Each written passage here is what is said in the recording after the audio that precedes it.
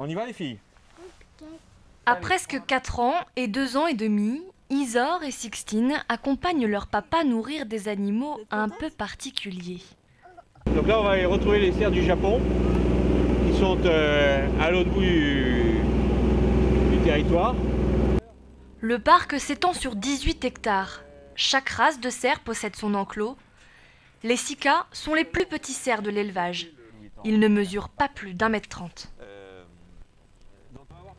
Parmi eux, Isor retrouve Petit Pot, un jeune mâle rejeté par la harde. C'est celui-là. Bon, pourquoi on l'appelle Petit Pot? Parce que c'est mon copain. C'est mon petit copain d'école.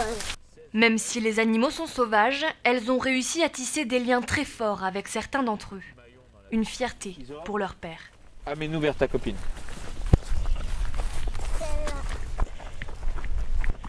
Je l'aime bien et je joue avec elle.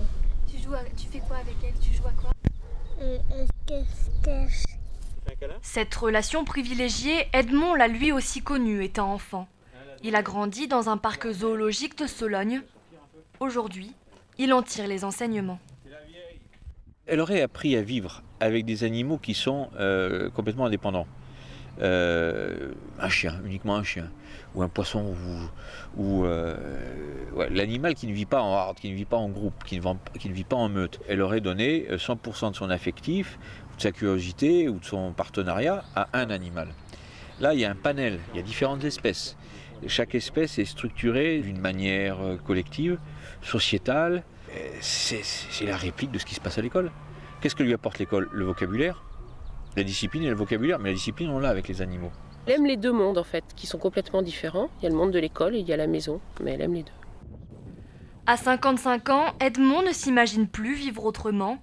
Il espère avoir transmis le virus à ses filles et les voir reprendre un jour la suite de l'élevage.